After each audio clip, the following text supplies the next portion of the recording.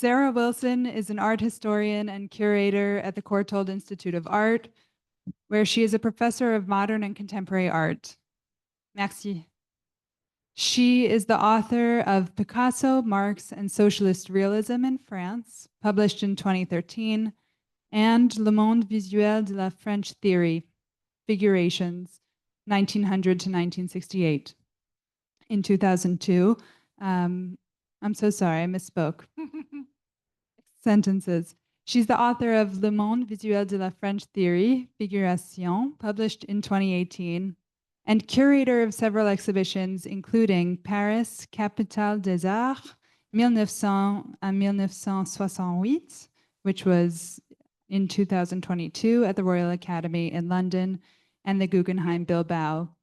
In 1997, she was awarded the Chevalier of the Order of Arts and Letters, and today she will be centering her discussion on Robert Ratcliffe, a professor at the Courtauld whose 1961 unpublished doctoral thesis focused on Cezanne's working methods and their theoretical backgrounds, his subsequent teaching, and the legacy he left in generations of scholars who still today are at work in his footsteps.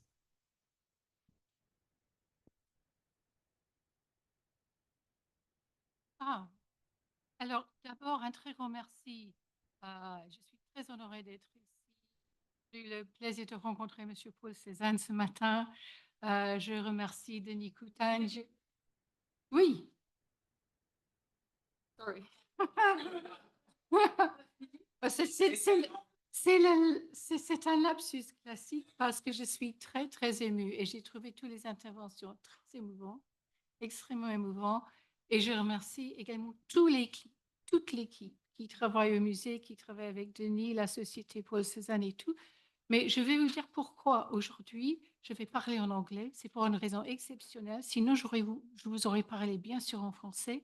C'est que le fils de Robert Ratcliffe est parmi nous et j'ai voulu vraiment lui rendre honneur. En effet, je suis très émue en vous parlant. Donc, c'est une histoire d'une très grande figure dans les études Cézanne qui est injustement oubliée et même un grand donateur au centre qui va venir. Voilà. Alors, Robert Ratcliffe, et c'est une image extrêmement charmante de Robert Ratcliffe, que comme je n'étais pas vraiment son étudiant, j'ai assisté à ses cours, mais je n'étais pas son étudiante. Je n'ai pas vu jusqu'au moment qu'il est mort. Et j'espère vous donner un... Oh, sorry, I'm speaking in... J'ai continué, donc vous voyez à quel point je suis émue. So I'm sorry, I explained to everybody in French why I was going to speak in English, which is because I then made a few Freudian slips because Robert Ratcliffe's son is with us today and doesn't speak French. So I'm going to speak in English about this great contributor to Cezanne studies, unjustly forgotten, we say in English, an unsung hero, who is shown here with his camera, which was so important for his Cezanne studies. And I think you'll understand what I mean when I get to the end of my talk. And this owes a lot to my trip to his house and to meeting his son, who showed me all sorts of documents, including this first catalogue of the commemorative exhibition of Samuel Courtauld's collection held at the Tate Gallery in 1948, where Robert Ratcliffe, born in 1930, made a pilgrimage at the age of 18 and therefore saw all the Courtauld Cezannes long before he knew his fate, or we, his students, knew what was going to happen to us. And I think that's very, very moving. So for those of you who are not so clear, and as was indeed explained in the catalogue, of course, Samuel Courtauld was a textile manufacturer who came from a Huguenot family in exile. The first Samuel Courtauld was in the goldsmith's trade. He came from France to the East End of London to Spitalfields. His wife Louisa was a great silversmith. But much later on, you had Samuel Courtauld Jr., who's buried in Christchurch, Spitalfields. I mustn't keep elaborating on every slide, but it was Roger Fry who became Courtauld's advisor. Now, I could have given a lecture like some of the magnificent lectures we've heard this afternoon about the relationship between Fry and Courtauld, the dates of acquisition, where those paintings were before, how much they cost. But actually, I'm turning to Ratcliffe, who's the focus of my story. First of all, though, just to say that Fry discovered Cezanne in 1906, of course, the date of his death, while Fry was a curator at the Met in New York. Incidentally, it's discovering the Fogg Museum at Harvard that led Fry to suggest the idea of a Courtauld Institute to be attached to to Courtauld, the idea of an Institute of Art History to be attached to the University of London. And later, after, of course, Fry introduced Cezanne in the post-impressionist exhibition of 1910, which we've heard about, the Cezannes, as well as, of course, Monet's bar at the Folies Bergère and Renoir's La Loge, dominated the Courtauld collections. So Ratcliffe, who was from Derbyshire, went first to the University of Reading and studied fine art practice, as well as a little art history, before going to the Courtauld to do his diploma. The Courtauld, as I say, established in 1932, and this painting still hangs in the Ratcliffe family home in London. So for those of you, again, who don't know, the Courtauld, and the Courtauld I first went to, and some people here as well, was founded first of all in the magnificent house designed by Robert Adam in Home House, which was, surprise, surprise, the place of the government in exile, the French government in exile during the French Revolution. Many people don't know that. And it was into these splendid surroundings that Ratcliffe arrived with the paintings of Cezanne and the Old Masters still on the walls. They would move to Woburn Square just a little bit later in 1958. And he studied under the aegis of Anthony Blunt, our very notorious director, who was, of course, a Soviet spy, which he probably didn't know at the time. And so he had this great beginning, and of course it would become later, if you like, his home, about which he had mixed feelings, apparently. So in 1955, with a fantastic new bicycle, I was told by Paul, he went all over Europe and Switzerland looking at the Cezanne works in collections, but of course came to Aix. This is a photo, incidentally, by, I was going to say Paul Cezanne, by Paul Ratcliffe, who is, of course, called Paul for various reasons, the son of Bob Ratcliffe. And he went all over the place coming to Aix. And there's a great anecdote, I won't go into it at length, about the Tour de France. But because all the hotels were full, he ended up probably sleeping in the garden of Vallier's little cabine in the bottom of the garden of the Atelier, which, of course, he discovered. His ashes are also scattered in the garden by the Atelier. I think that's very moving indeed. And so his life as a photographer of Cezanne's motifs began, comparing the light in which Cezanne actually painted, and he would wait for the light conditions and his own position to be perfect, corresponding with the paintings he'd visited and also photographed. And if you think of these Cezannes we've seen in photography in the exhibition, the Ruold photographs or Earl Lode photographs, those are all in black and white. And he, of course, was taking color photographs as well as black and white's color slides, which to him became inestimably precious and were only shown once a year in his lectures, and spent a lot of the rest of their lives in a refrigerator so that they wouldn't deteriorate. So I discovered in preparation for this exhibition, much to my great astonishment, because I just didn't expect to see Samuel Courtauld's own book plate. I've never seen it before, that Samuel Courtauld's own collection of Cezanne books were in our library, with this tiny little note inside. I recognize the old typescript, the old typewriter script. If you'd like to consult these letters, please apply to the librarian. For me, not for others, but it was astonishing to think we had Cezanne letters that, of course, Bob Ratcliffe himself must have consulted in our library. So Ratcliffe's labor for his PhD was absolutely enormous. It was a pioneering work in terms of rare sources, meticulous in terms of sourcing its quotations. And remember, of course, there was none of the facilities we have nowadays, but all the books he must have collected that was very, very difficult to find. But it was also, of course, nourished by this first-hand experience of paintings, the slides he took, and his intimate knowledge as a perceiver of the landscape of Aix and the details he took, the close-ups he took. His scholarship was, of course, also based on his slides you can see here, but also I think I've gone a little one thing here because I want to show, was it in the previous slide, the Venturi, I can't really see from here, the Venturi numbers, because I wanted to say that, of course, he was indebted to his scholarly precursors, some of whom he met. And while I mentioned 1955 just now, I wasn't thinking until I came to the talks this morning about this big 1956 centenary date. So I really must try and find some evidence that he came back again in 56 for the huge celebrations here, the exhibition, but also the conference of 1956, where he would have met everybody. So I think that was the one with the numbers, and this shows you the slides that Paul showed me that are left, but of course you have an absolutely wonderful selection of the slides in the donation by Bob Ratcliffe to the new centre at the Jardin de Buffon. And you can see there two of the details he took in his thesis. So that's the one with the Venturi numbers here. Yes, the debt to his precursors. And you can see how this Cezanne boy in a red waistcoat is marked up to show you how the next illustrations are going to show the details that he took. So finally, I'm very sympathetic with this, as my own thesis took far, far, far, far, far too long. In fact, he was much quicker than me.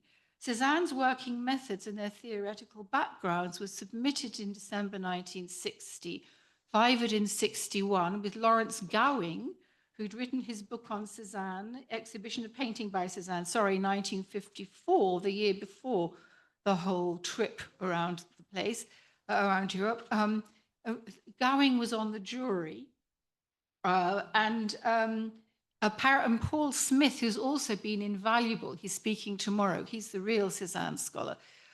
Paul Smith has told me how the slides, the color slides, had to be looked at by the examiners in one of those little slide thingies, I'm sure you all remember, in conjunction with the black and whites, which were the stipulation for theses in the University of London at the time. And you can see in this wonderful thing pasted into the front, although it fizzles out in the most irritating way, how all the great Cezanne scholars, and here you see Theodore Reff and David Anfam, consulted the thesis. So Ratcliffe joined the Courtauld, first of all, very happily in the technology department, but finally, for financial reasons as well, he accepted a post in teaching 19th century art history. And what became so important for everybody were the wonderful lectures he gave.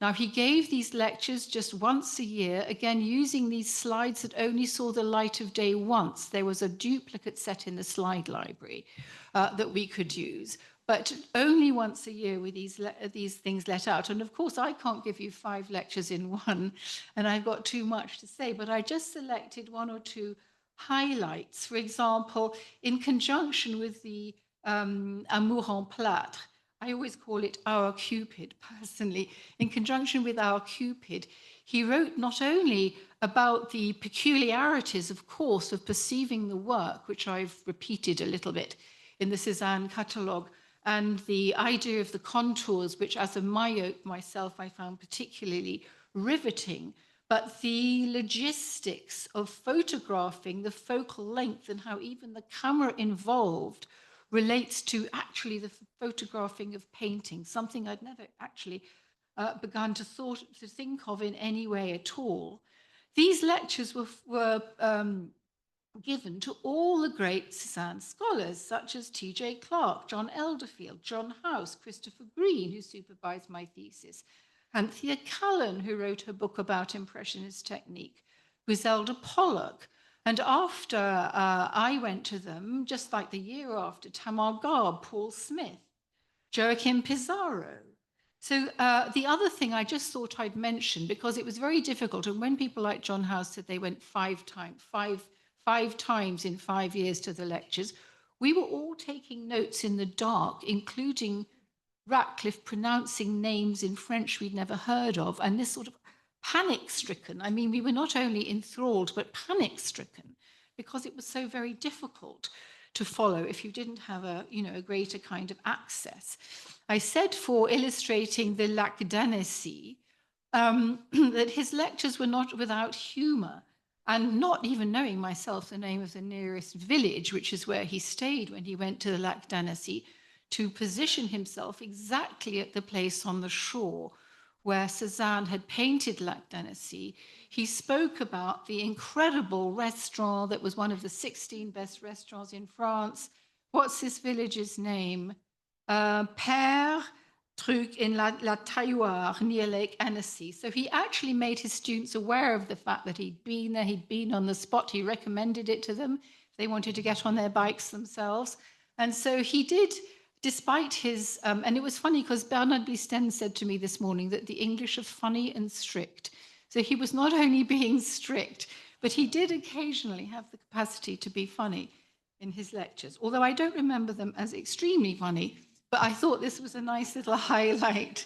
So the other thing that I find also very emotionally upsetting, really, is that the librarian, P.M. Doran, was the librarian I knew at the Courtauld for years, including when I became a teacher. He never said a word to anybody. He was very, very gruff and taciturn and miserable and used to go home like this. Suddenly, it transpires, as you all must know, but you must have just perhaps thought of him as a name. This man was at the Courtauld at the same time as Bob Ratcliffe. He compiled this extraordinary repertoire with the most detailed introductions to each of the conversations. It was published by Macula in 1978, which is actually when I was still a student there, not a word.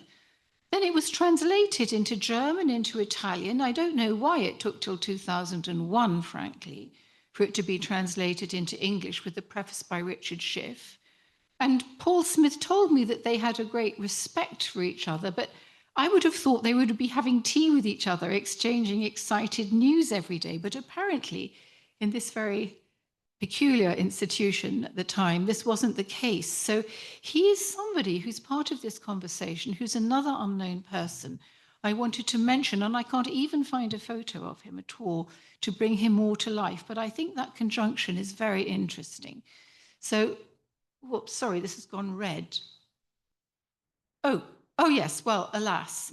So, of course, alas, I actually took over Bob Ratcliffe's room in Somerset House when we moved. He hated the lecture theatre with its, which let the light in through cracks. This wouldn't do at all for his slide projection. And finally, he moved out. He retired at the age of 60. And he was depressed for a very long time. He had a rather sad end of his story, but not the story of what he contributed. John House, my colleague, wrote this little notice about him in the number of the Courtauld News. It had also marked the passing of Denis Farr, the curator I knew of our galleries. But the next year, the great Courtauld Cezanne's exhibition came out, which actually repeats John House's much more personal memoir as a preface, and then has, of course, much more serious studies in it. And it's very moving that he dedicates this to John, Bob's son. This is what, of course, Paul Ratcliffe showed me on my visit. In this, John House wrote his text, which brought all the Cezanne studies really up to date. It paid homage to Bob Ratcliffe's amazing contribution and also his precursors. You can see a John Ruald photograph here, but it really put things into what had happened in the intervening years up to 2007. And I thought, and he also translated Cezanne's letters for the very first time, the one in the Courtauld collection. Before I even went back and looked at Bob's volume 2 and the illustrations, I thought I'd choose this fantastic letter with the big signature, P. Pictor Cezanne.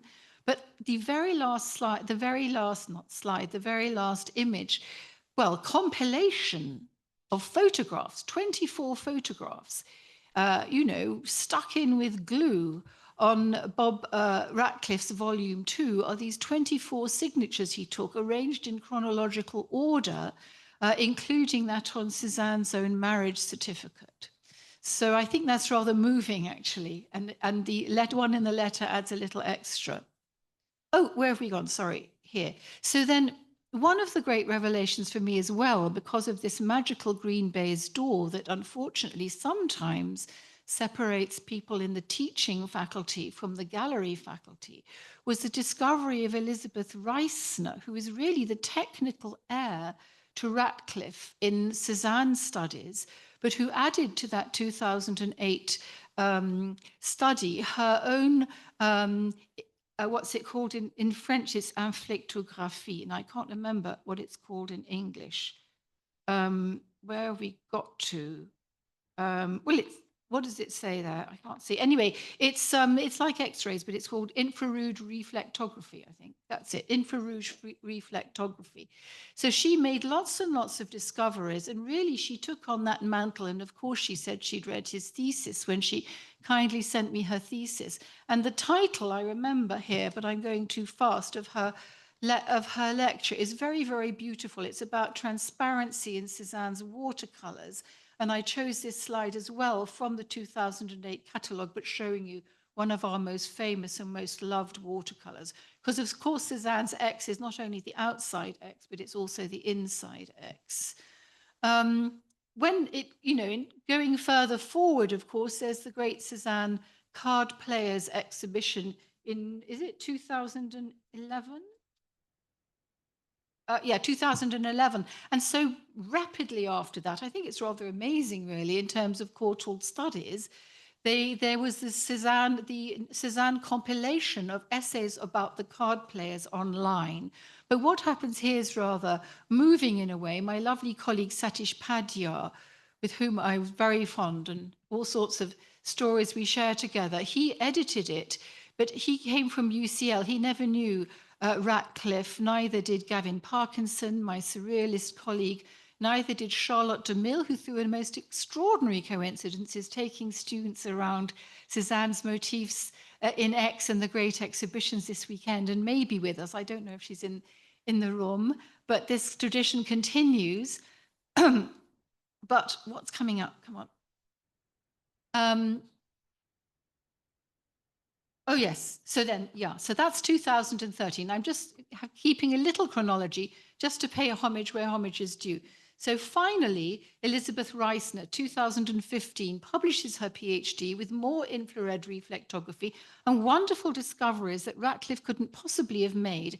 If you look at this bay, d'Estac, there's a portrait of Madame Cezanne underneath. And also for many of you scholars, our PhDs, unless they're immediately a sensational book like T.J. Clarke's I'm just going to show, they sink into a deep hole, and other Cezanne scholars don't know about them. So homage to Elizabeth Reisner here and her mega work, which comes out quite some time after her essay in the 2008 catalogue. She's done another one about Cezanne's in the National Gallery in London. Of course, she shows core samples. I always associate conservationists with core samples. But of course, she showed pictures in raking light. J'adore cette phrase en français, la lumière rasante. Et j'ai appris par Bob Ratcliffe the word raking light. So in his thesis, of course, there are many examples of raking light. And there's a funny story I think Paul told me. If you look at the middle one, which is that vertical image of having to jump onto a collector's bed and take a detail very, very quickly before the collector came back into the bedroom. So of course, he was very, obviously, the truth was the most important thing. That was very important. So now if you like, we're going to boucle the boucle, because Tim Clarke published the magnificent If These Apples Should Fall, an extraordinary citation from Ernst Bloch, 1916, which is, of course, a magisterial compilation of all his life from his lectures with Bob Ratcliffe onwards. And if you look at the back of the book, there's an enormous double page of acknowledgements. And I thought, where's Bob? Where's Bob? So there's this little tiny thank you here thanking Bob Ratcliffe for those memorable lectures, those first lectures for T.J. Clarke, looking at the paintings in this top-lit gallery in Woburn Square, with him making people, I forgot to say, Griselda Pollock said everyone had a little grey cardboard thing they had to look at paintings through, or, faute de mieux, you did it through your hands. And actually, after, just as this lecture was, at the end of its preparation, T.J. Clarke wrote me the most wonderful full-page homage, saying that it wasn't just so much art history, it was that Bob opened a world. T.J. Clarke uses capital letters.